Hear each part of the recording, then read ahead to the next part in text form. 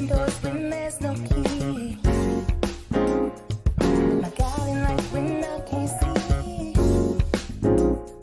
Nothing is impossible because of you.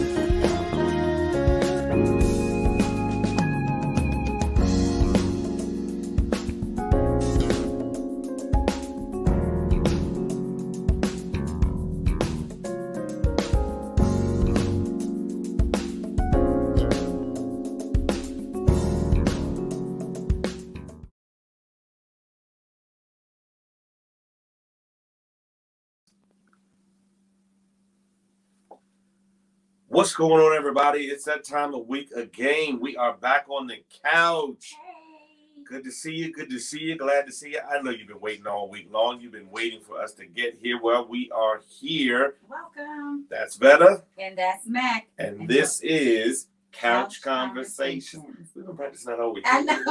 I wanted to say welcome too. Okay. Well, we'll try it again next time. All right. It's good to see you. Good to see you. Good to see you. So glad everybody is here.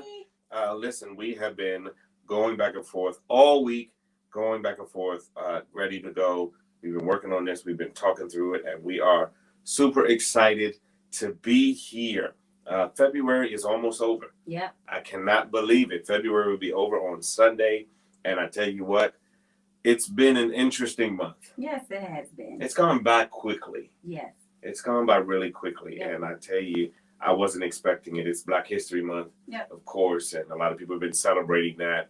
And it's been, a very interesting. Here we are. What is this? The 25th of February. Yeah. So we are 7 weeks in, almost 8 weeks into the new year, 2021, Yeah. and it's been an interesting year so far. Yeah. And I just really look at it, and I'm thinking to myself, it's been a year since COVID hit. It doesn't feel like it. It doesn't. When you look back on it, and everybody says, 2020 was the longest year of their life. But when you're looking at it now, it's been a year since it all began. Yeah. And it's just fascinating how things have really come around till now a year later, and, where we are trying to open back up, people getting vaccines and all this. It's just very interesting how things are playing out. I mean, this time last year, we were thinking, oh, Lord, we're going to be stuck at home every day for the next couple of weeks. Yeah. We were stuck home for the entire, right. Well, most of us are still stuck home together. Well, that's true, too. And then with that being said, the routines that you have, new routines or old routines, or you're experiencing new routines in the morning, at night, in the evening because of COVID. So it's interesting. It certainly impacted our daily routines. So many people saying, oh, I got to go to work, and your commute is from the bedroom to the couch. Yeah. Or your commute is from the bedroom to the dining room table. Not right? Mine is commuted to work. Yes. That's not helped. COVID didn't help that. So we'll talk about that in another show. Listen, it is Thursday, February 25th, and this week's topic, couples' nightly routines. What are you getting ready for? Don't do that. See, there you go. You're starting already. We only a few minutes into the show. Relax. We got all night for the next 56 minutes. Couples' nightly routines. What are you getting ready for? Now, before we get too far into this, I want to make sure that we give the distinction between nightly routines and evening routines. Yes. Because when we were talking about this initially, we weren't even on the same page. Right. Because I was saying, like, when I come home from work, we do this, and this. And he was like, no, we talking about at night before you lay your head down to go to bed. Right. What's your routine? Right. Not after you get off a work routine, but when you and your spouse or significant other is going to go to bed, what's that nightly routine at night before you slumber? Yeah, because before you sleep. You think about it, some people will say nightly routine where we eat dinner together every night, or some couples watch the news every night. But when you're thinking nightly routine, it has to be a differential between evening and night. Because in the evening, you get home, you try to relax, you try to unwind. I know some people like to have a glass of wine when they relax. Mhm. I know a lot of brothers who like to have a little cigar, a little stogie to relax, you know, dinner, dessert kind of thing, Mhm. chilling on the couch or what have you.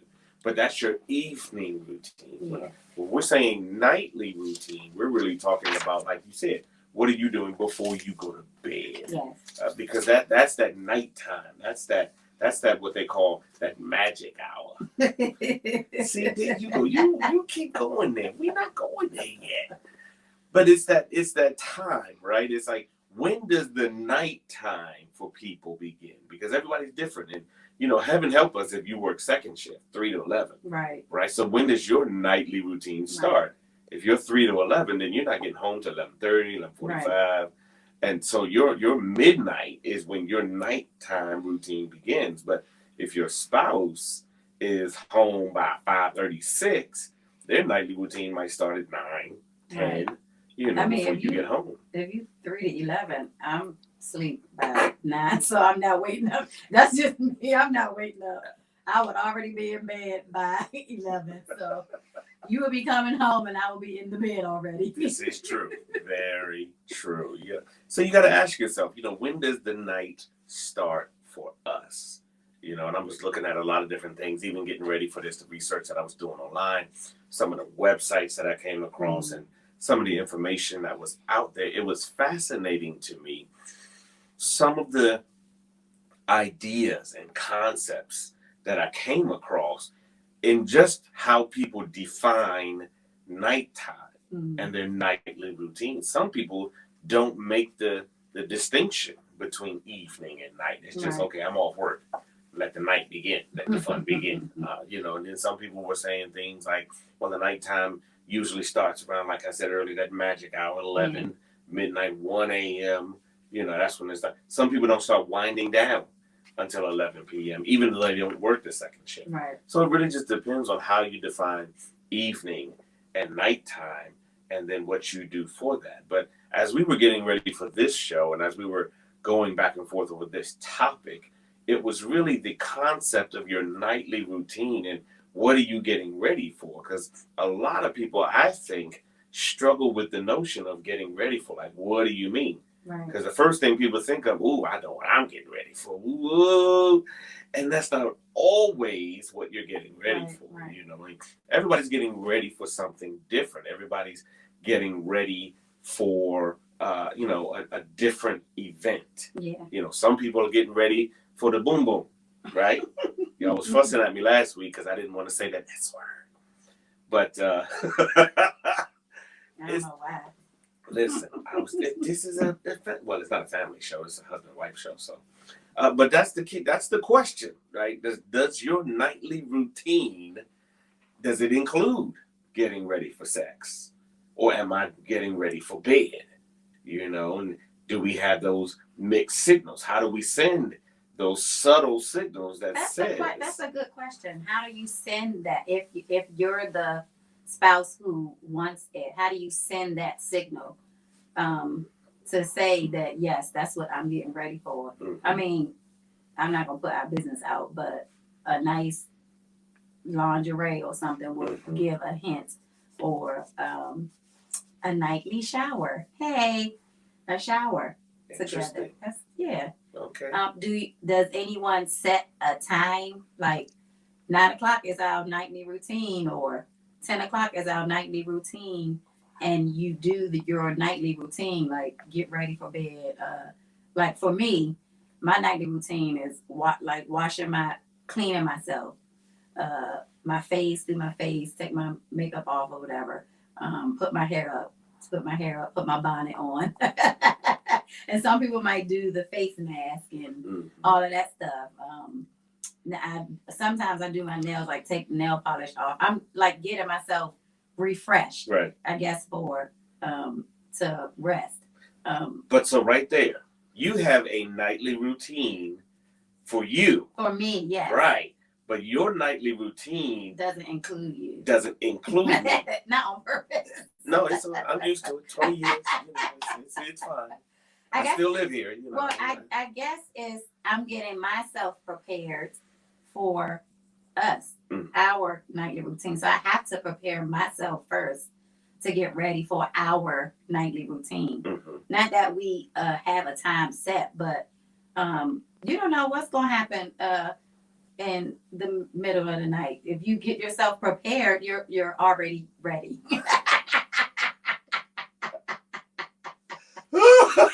Wait a minute. You already ready.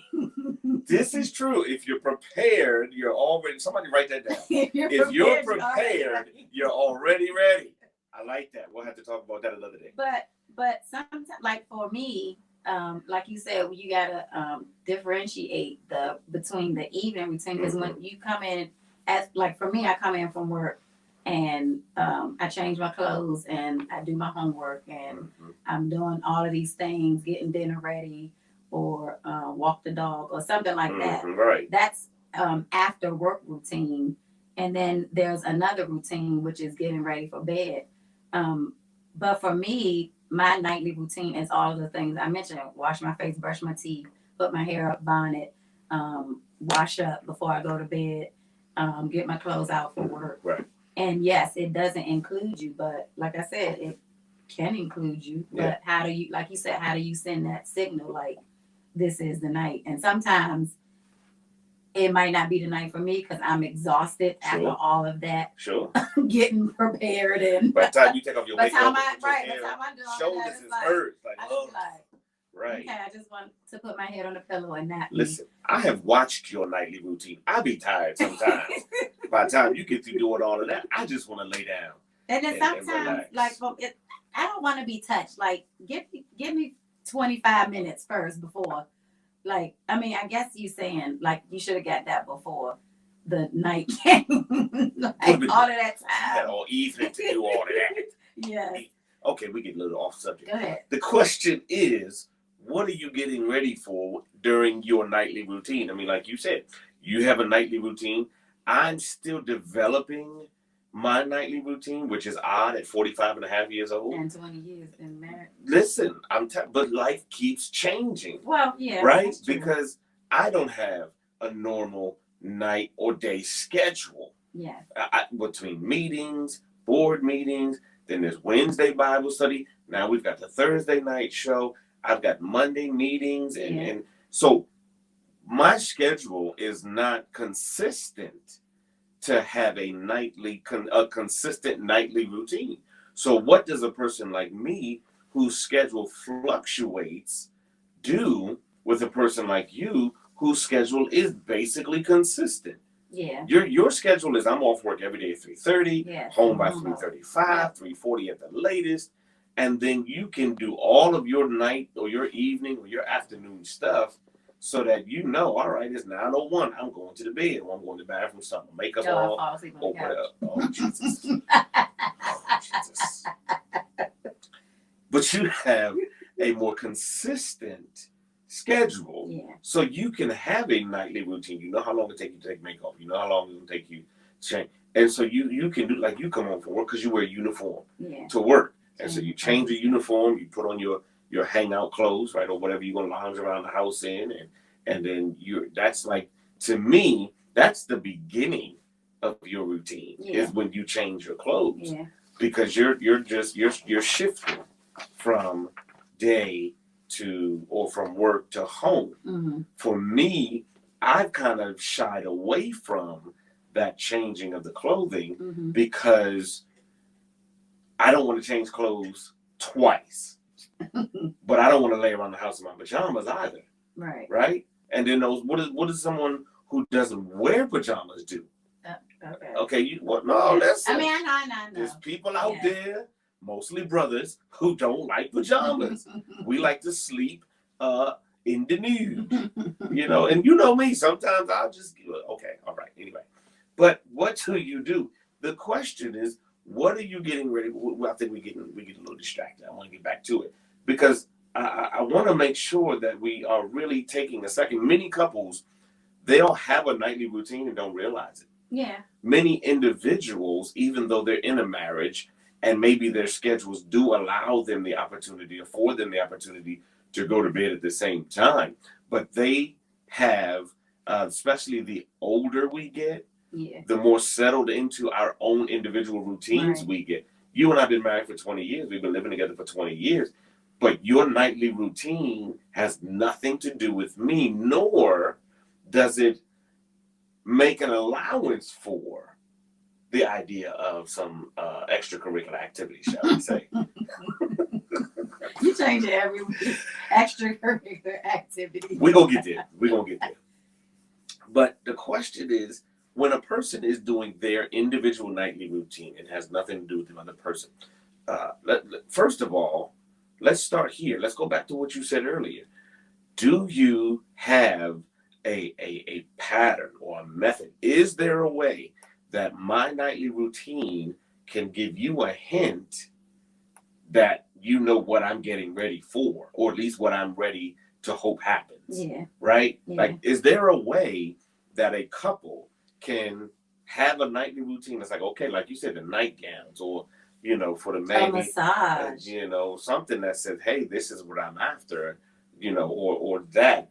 Can a nightly routine, does my nightly routine give my partner, my spouse, an indicator of what I'm getting ready for? Can I walk past the bathroom and see you, or walk past your closet and see you? And she laid the nightgown out on the bed. She's trying to tell me something, right?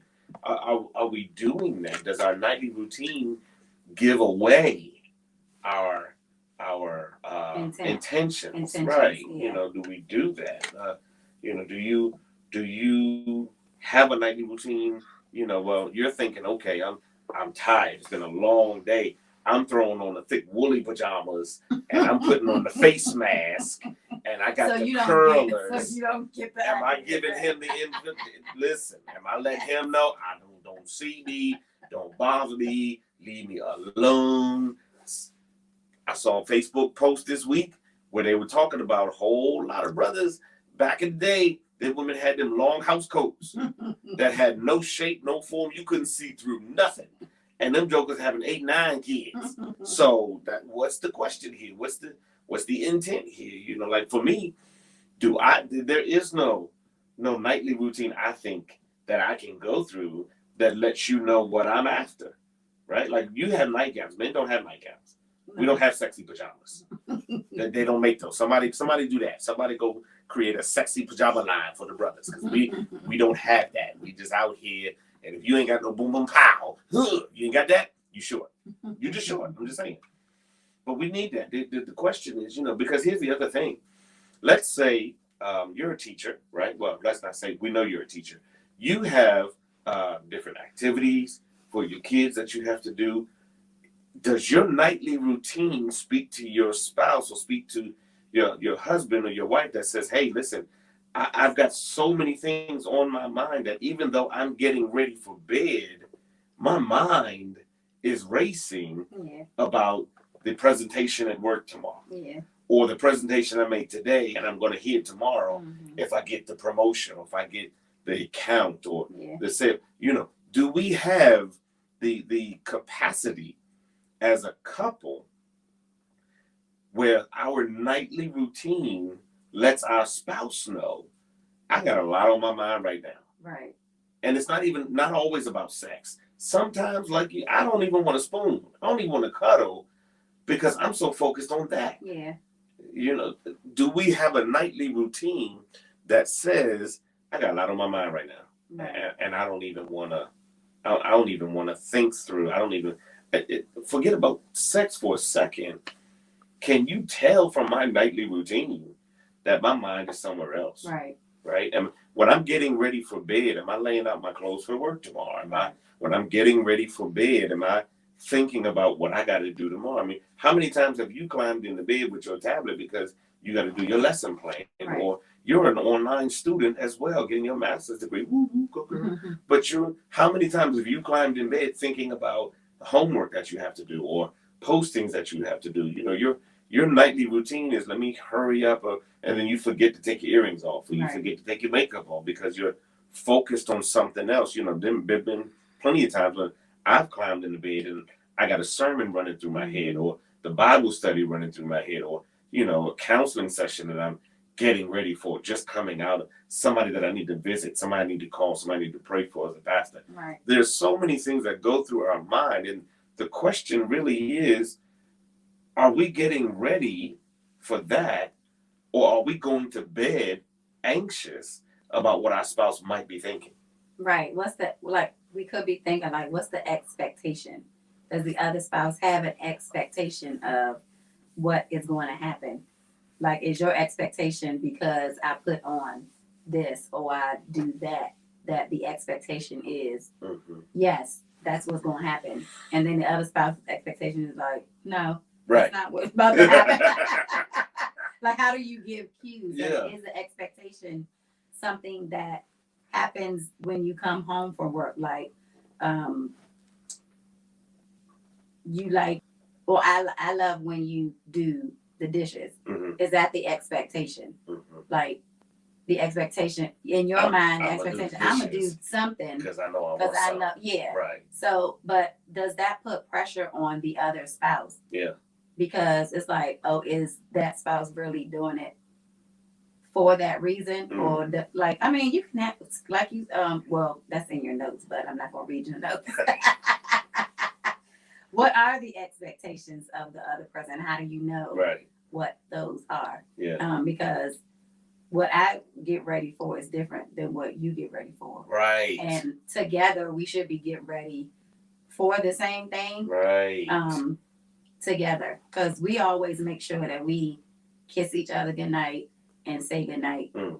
Either way, like if you're still, because you stay up later than me. Right. And you're still downstairs on the couch watching TV sometimes.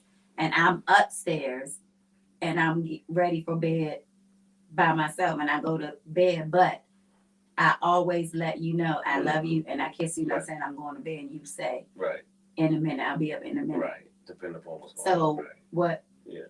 How do you? That's our. Yeah, that's part of our situation. And we tried sometimes before, like in the beginning of our marriage, we tried the like doing Bible devotions before we go to bed, but that don't work for us. That's not the time for us to do. That's not the time to do. But that's just us. But that's just us. Some couples that work for, some couples that don't work for. You know, because like again, nightly routines, morning routines are the same in the sense that you can be too busy at night, or you have to be to work before I do, even though I wake up before you do. Right. So how do I invade your morning routine? Right. Before you get, while you're getting ready for work, you get up just in time to do everything that you need to do to be ready to walk out the door to clock in on time. And if I'm invading your morning routine, and you're not a morning person, I mean, everybody, you know, you got to know yourself, you got to know your spouse, and you got to find that time. But and conversate about it, talk about it. Yeah, you have to have that conversation, because if you don't, then, you know, you're going to struggle. And, you know, if you're getting ready for sleep, maybe you are getting ready for sex. Maybe you're getting ready for work. In your mind, you're thinking to yourself, you know, this is what I'm focused on.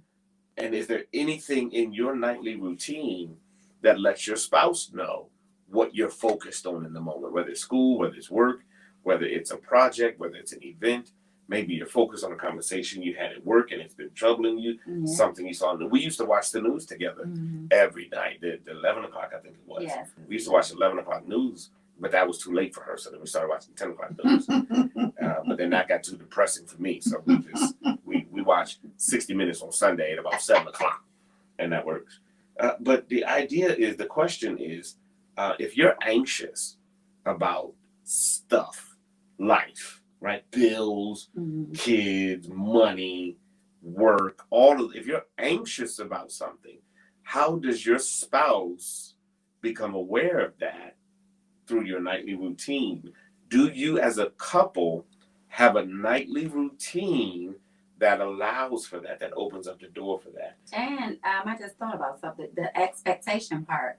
Your expectations during a nightly routine could offend me, because if I'm not thinking the way you're thinking, it could be a turn off when you're not thinking what I'm thinking. So just a conversation, because my expectations might be different than yours in any moment, but especially for a nightly routine, because like I said, like I could be tired and your expectation may be, oh, she got that nightgown on, so that's what's going to happen. And then it might offend you that I might not want what you want. Right. You just put the nightgown on, that's the only thing I'm screaming. Yeah, and then that's right.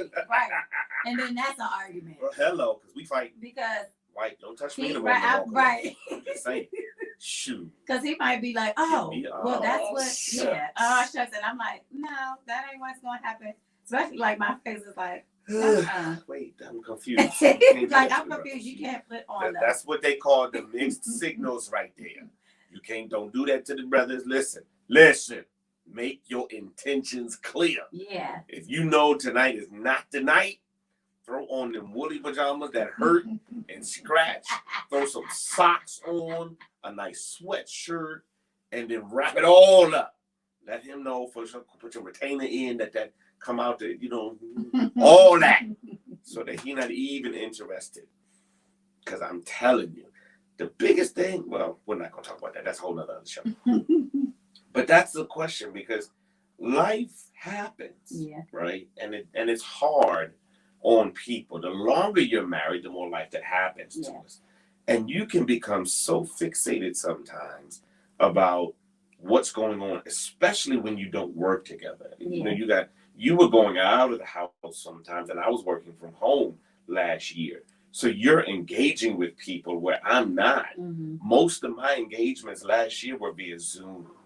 And so you're talking to people and you're trying to stay 6 feet away. You got your mask on. You're dealing with that whole dynamic. You're seeing different people all day long, where I'm doing Zoom for an hour or for 2 hours, and then that's it. And then I'm looking at the tablet, or I'm looking at the TV, or I'm looking at the kids. Oh, God help me. But the dynamics of our days were so vastly different that on one hand, it made for a unique opportunity when you did return home, because now I'm excited to see you, and I want to, you want to download, but you're looking for an opportunity to just decompress, and I'm looking for an opportunity to press in. Like, hey, I ain't seen you all day. Where you been? What you been up to? And you like, woo to the side. Go sit down. Give me a few minutes. I don't even want to look at you. I'm going to the room, be by myself. How do you process that? What, where is the balance that comes? And it can come across selfish. Yes. Because if you're thinking what you're thinking, and I'm not thinking it, it can become selfish, and it could be pushed upon the other spouse. And you don't ever want to force your spouse. If it's going to lead to it, just talk about it and say, hey, I mean, be kind to each other. Like, you're supposed to love your spouse, and you're supposed to love them more when the intention is sex. So you don't want to be like, you don't want to be angry, but it could come across selfish if your expectations are met and I didn't want that. So it could come across as selfish. Absolutely. If you're not thinking about, if you're only thinking about what you want, it could come across selfish to me.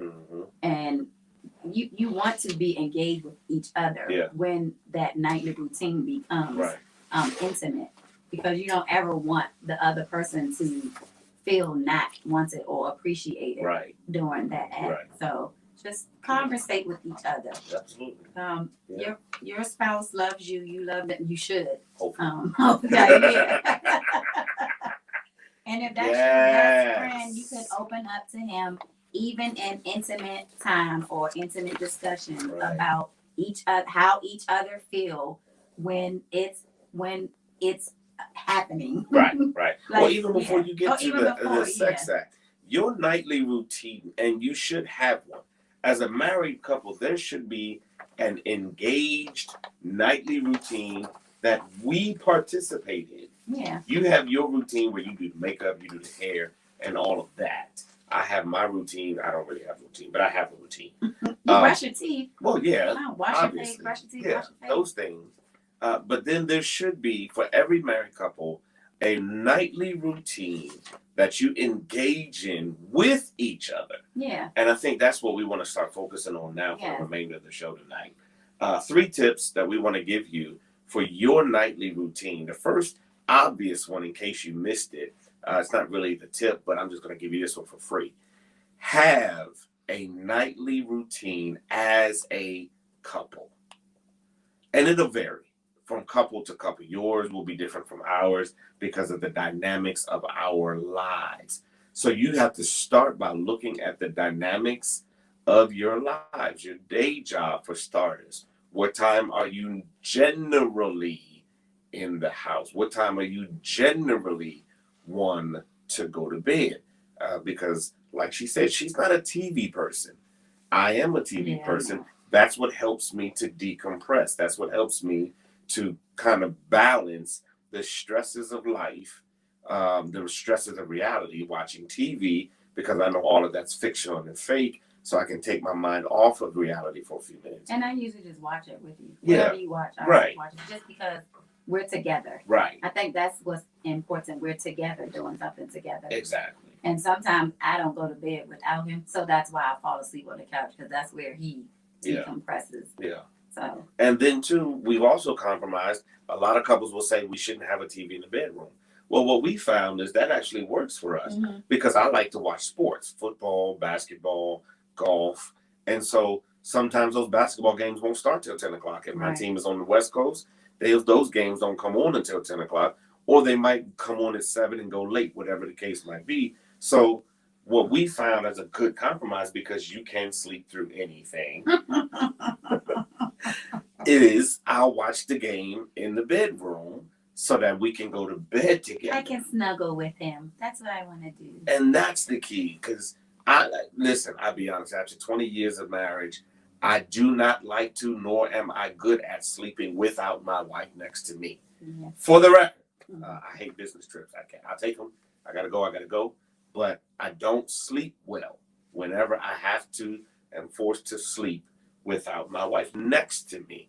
And no, you can sleep. It don't matter. I mean, I fall asleep, but I can't. Over and over again. Sleep. Yeah, yes, I can't sleep without sleep without me. But I will prefer him to go to bed with me. Yeah. Just because I like to feel his skin up against mine, and it makes me rest better knowing that he's right there beside me. Even though he's in the house downstairs, it comforts me to know that he's beside me. Praise the Lord. All right. So, a couple of tips that we want to help you with tonight. First tip that I have is spend time alone together. Yes. At some point in your night, before you go to sleep, spend some time together. We used to do it. Now, our nightly routine, like I said, it always fluctuated because we might come home together, but then I would have to run back out to do whatever, Bible study, meetings, what have you. So we got to the place where once we both came in the house from work, we would lock away in the bedroom. Yeah. We have 4 kids, 4 no more, 3 girls and a boy, 4 no more. But we would lock away in the bedroom and let them stand in the hallway banging on the door. Mommy, mommy, mommy, mommy, mommy. They don't never want me. Mommy, mommy, mommy, mommy. But we would at least an hour, sometimes 45 minutes to an hour, just together, just talking, decompressing, debriefing one another on the day that we had. Yeah. Here's what happened to me today. Here's what happened to me today. But watch this, not competing. Oh, that's good. Not competing. You had an eventful day. Talk it all out. Get it all out. I had an eventful day. I'm going to get it all out. I'm going to talk it all out. But we're not doing it for the sake of competing. Whose day was more eventful? Right. Who had the worst day? And make sure you're listening. Oh, Lord Jesus. Because if the next day he's like, what did you remember we were talking about yesterday? That topic, you like, oh, that means you weren't listening. Right. But please listen. Yes. When your spouse is talking. It's very important. It is super important because it shows that you care about your spouse's day. My wife teaches terrorists every day. Don't say that. Don't say that? No. It's the truth. No. It's the truth. Okay, what do you want to call them? They're my babies. Not mine. But she's a teacher, and so every day she come home, oh Lord, this child was that, this child was the other, and I get sick of them because I just want to go there and kick them. Okay. But Hello. the point is, Jeez. she'll have a conversation with a parent, or she'll have a conversation with a coworker, and it generally will lead to something else 2 or 3 days later. And if I wasn't paying attention, like you said, if I wasn't listening on Tuesday, then on Friday when you come home, hey, guess what? Remember that issue I was telling you about on Tuesday? And if my answer is no, then that tells you, I don't value listening. And then that's an argument. It turns into a whole other thing. And then it's a not to speak in 2-3 days. you don't care about my day. You don't want to hear about my day. I don't even put what don't do that. But you want to take the time, because if you truly care for your spouse, you can learn to care about the quality of their day, even if you don't necessarily care about what they do for a living. Right. My wife is a teacher. It's in her blood. It's in her heart. That's what gets her out of bed every morning to leave the house. It's her passion. It's her purpose. And so while I don't care for kids, I could care less about them. Jeez. Don't act surprised. You know I don't like the little mammals. But I do care that my wife has a good day. And when she comes home and has had a bad day, I want to hear about it because she needs to get it off her chest. Now, I'm going to give you a little side note, fellas. I'm going to give you a little side note. Because we care about our wives. We love our wives. We don't need to, nor can we, fix everything. Right. I'm giving you this one for free. We cannot fix everything. So don't listen with the intentions of finding a solution to what we perceive as a problem. Right. Because you've helped me with this one. Sometimes you just want to get it out. Right. Sometimes you just want to lay it all out there and put it on the table just to release what you've been holding in on. Right. And it could be, because you've said this to me several times, I don't know what to do. I'm frustrated. And then you go into why and what it is. And I'm like, okay, I got you. Yep. Okay, here's what you do. And she's looking at me like, why? That's not what I don't need that. Like, I don't need you to fix it. I just need you to listen. Right. You want to spend time together as a couple, decompressing, downloading, debriefing one another. Here's what happened to me for the 8-9 hours that I was gone from you today. You just don't want to, as a husband or as a wife, you don't want to feel like you have to save your spouse when they have a job and a career that they love and enjoy. Now, it's something altogether different when you do something that you don't.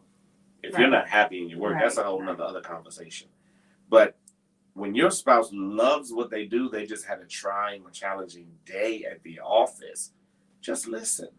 Because that goes a long way to building intimacy. When I know that I can be raw and I can be unabated in what I say to you, when I can say whatever it is that I need to say about whatever it is that I'm dealing with, going through, and I'm not going to be judged for it, then that lets me know not only that you care, but that I can trust you. Yes. And I mean, how big is trust in a relationship? It's huge. Because if even in your line of work, you discuss things with me, and I have to be trustworthy to keep it between you and I. Right. Because if it gets out, then I'm the only one that you told me the issue to, then you can't trust to talk to me, and then that will lead you to talk to someone else. Right. And we don't want that. No. Yeah. There's always the question, should my spouse be my best friend? And we don't want to chase that rabbit tonight. But you should be able to disclose to your spouse sensitive material, sensitive information. Yes. And trust that it's not going beyond the bedroom. Right. We should be able to do that. But what it also does by spending that time together alone, discussing and debriefing each other, I call it the debriefing moment. Having that debriefing moment, that debriefing meeting, it lets us know where each other is with a lot of different things. Yeah. Sometimes it wasn't a bad day at work. Sometimes I had a great day at work. Or, hey, I paid these bills today. Or, Yeah. hey, I bought this today. It's not always about work. Sometimes, or most times, or every time, it's about life. This is what happened to me. This is what I experienced while we were apart from each other. The car was making weird noises, or I needed to get some gas, or, any number of things. But if you have that debriefing moment every night, it keeps you in tune with each other and with what's going on. Because so many couples, they get to a place after about 3 to 5 years when life is happening, kids are being born, jobs are promoting, and things are changing and shifting. And then they start sensing that, hey, we feel a little distant. Yeah. Having that debriefing moment helps keep that distance Right. small and Yeah. minimal. And I will say this. We do debrief with one another. But I was just thinking about this while you were talking. We mainly debrief on the couch. Mm-hmm. Like you said, we close ourselves off. Yes, we do that during the day. Yeah. When you're getting ready for bed, don't talk about work in the bedroom before you're getting ready to do the act. Like Now who can't say now it? who can't say it? Because then that puts a damper on it. Like if you had a bad day at work and your spouse is getting ready and you know that's what you're getting ready for, don't be like, oh yeah, and then because that it's like, okay, Debbie Downer, we get ready get intimate and you gonna bring up, like, pick a time before you actually get to the bedroom for that intimate act to debrief with each other. Yeah. Don't wait until and then, because it's just like, oh, I'm not in the mood now. Right. Because you want to be in the mood. I mean, we married.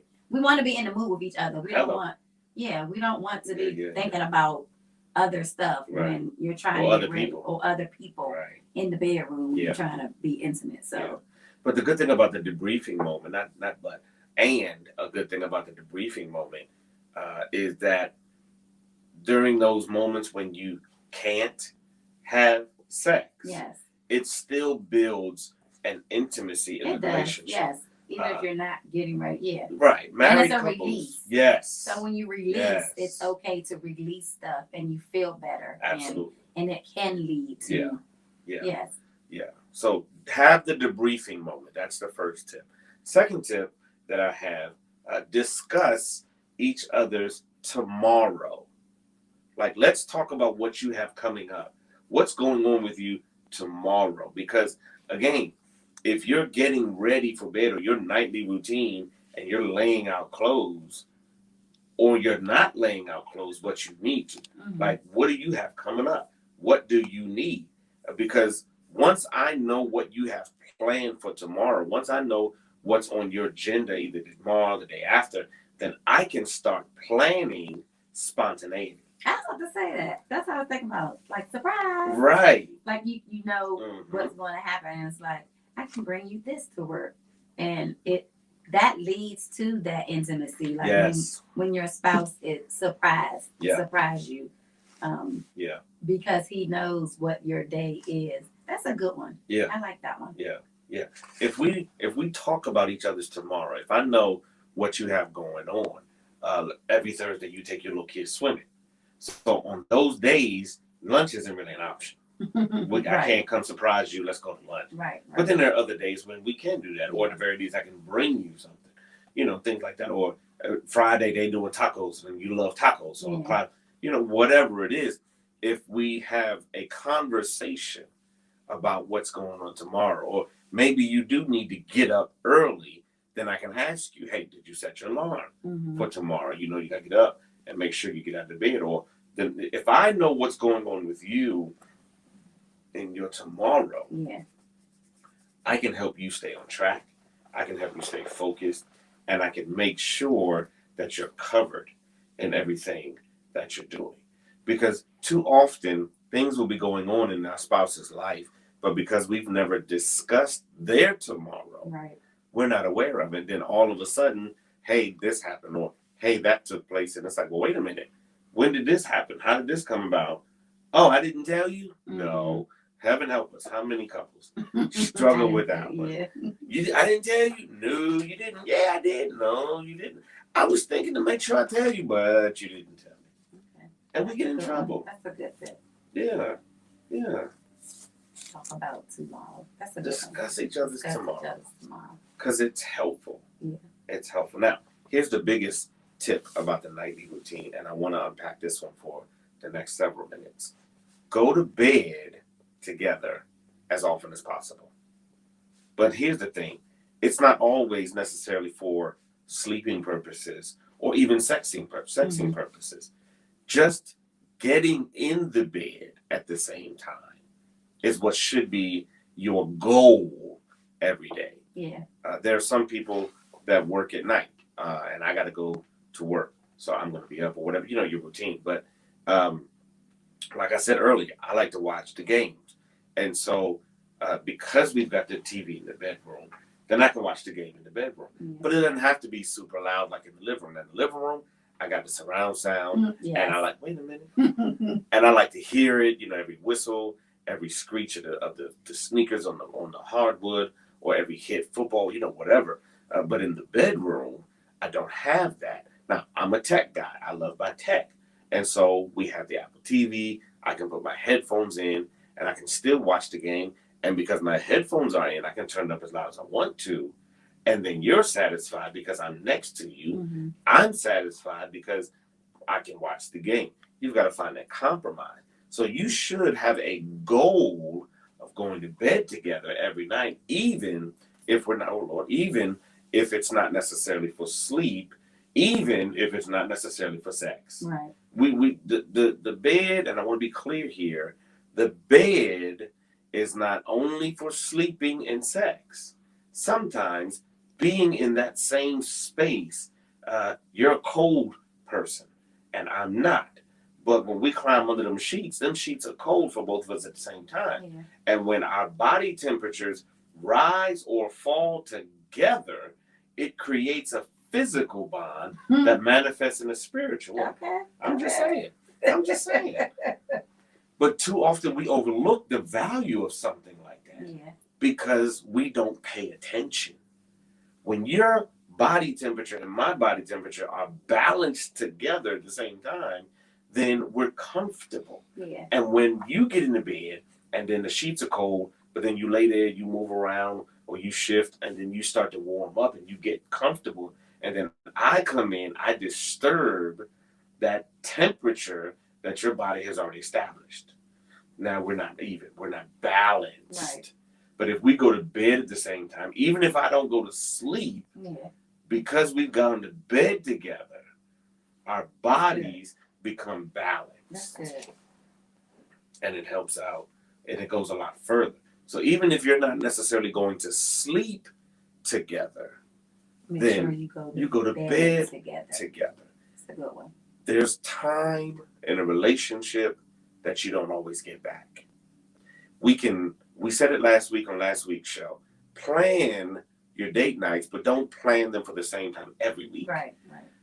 You want to have some spontaneity in it. You want to be spontaneous. Ooh, I had a great idea. Let's go out.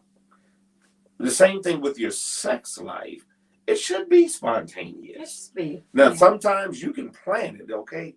It's Friday, and ain't nobody got to go to work tomorrow. So tonight is the night. Tonight's the night. Little Teddy P, right? But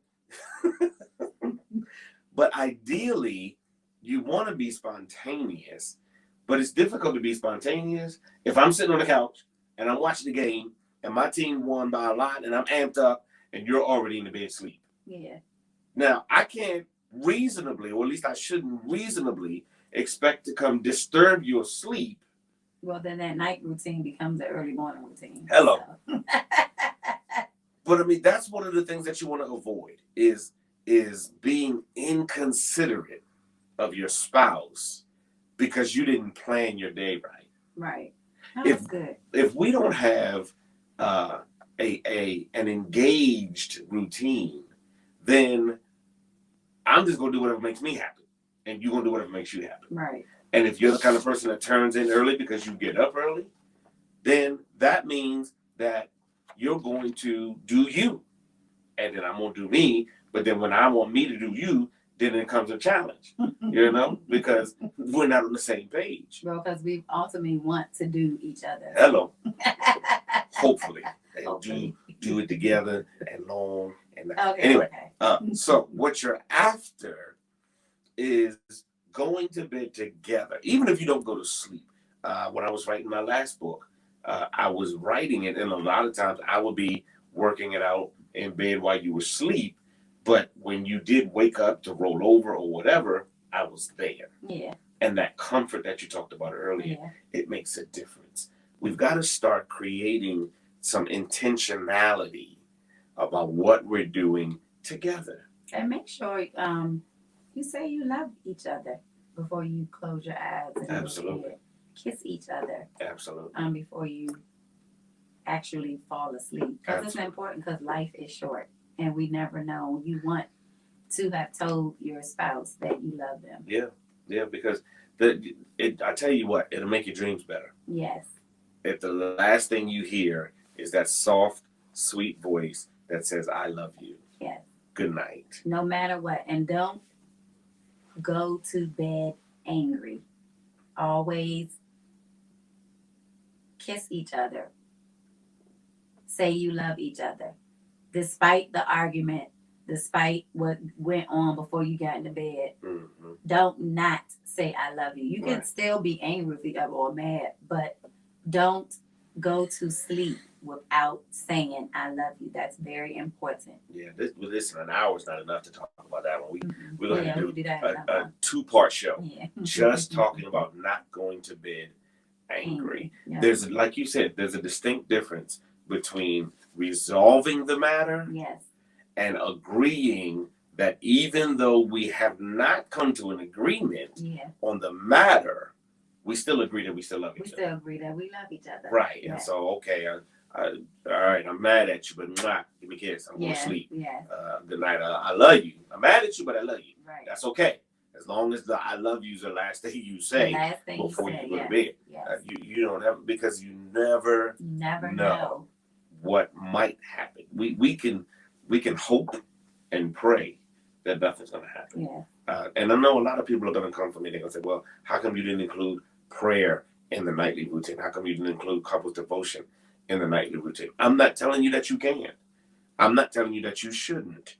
Whatever nightly routine works for you and your spouse, every couple should have couples devotion time where, as a couple, you're praying for each other. You're meditating over the same scriptures.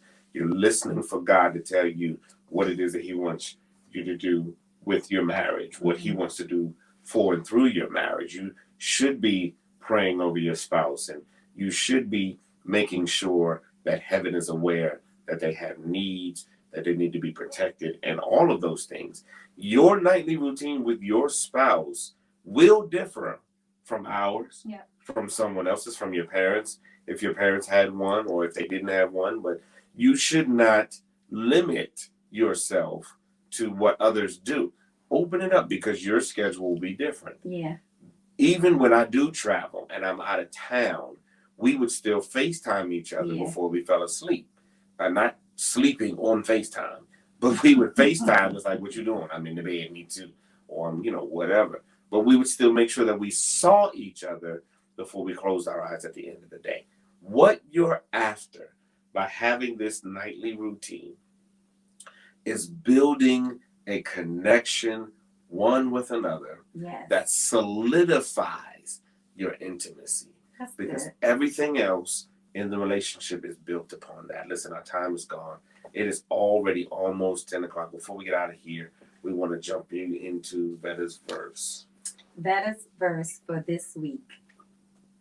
Much of marriage is a struggle. One of the partners may buckle under the strain and need to lean against the other for support. Later, the role may be reversed and the other partner may need to be carried by the first. In these periods, the one doing the supporting may begin to think, I am not being helped by that person. only held back. But because of that foolish, extraordinary marriage vow, he or she keeps going. So I just want to leave this with you. Keep going through together. Keep carrying one another. That's good. And keep loving each other on purpose. The marriage builder for tonight is from 2 Corinthians 13. That's the love scripture. Which one of you needs the most help now? And how can the other best provide the help that is needed? That's good. That's good. We should spend more time. I say it all the time. If you spend 100% of your energy and effort taking care of your spouse, and they spend 100% of their energy and effort taking care of you, everybody's covered. Everybody's covered. That's our show for tonight. We are so glad that you spent time with us. We hope and pray that you found value in it. If you did, and you're on Facebook, like it, send us some hearts. Let us know that you enjoyed it. Share it with somebody else. We'll be back here next Thursday, March 4th at 9 p.m. Set your clocks, set your times, set your alarms. Follow us on Facebook, Happy Spouse, Happy House. Make sure you look for the logo. Follow us on YouTube. We've got a YouTube channel where we upload these videos every episode, as well as other content. So just make sure you're looking for that logo for the Happy Spouse, Happy House YouTube page. We are on Awesome God Radio Network. You can find us on all of their platforms. We are so grateful for the partnership of that wonderful community, and we look forward to the relationship moving forward in the future. Listen, make sure you mark your calendars. March 4th, next week, 9 p.m. We're going to be back here on the couch where our topic is going to be love languages. Are you talking?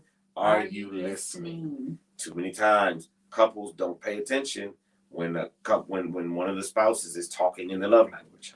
I'm trying to tell you what I need, and you're not listening to me. So we want to make sure that we're talking about some love languages. If you have not read the book, The 5 Love Languages, I encourage you to look it up.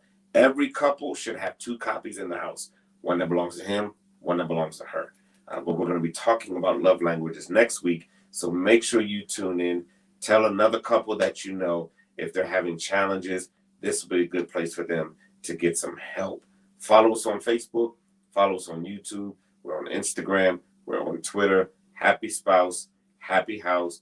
Follow the logo. Listen, she's Veta. And that's Matt. And this is Couch Conversations. We'll see you next week. We God love bless you guys. Thanks for joining us.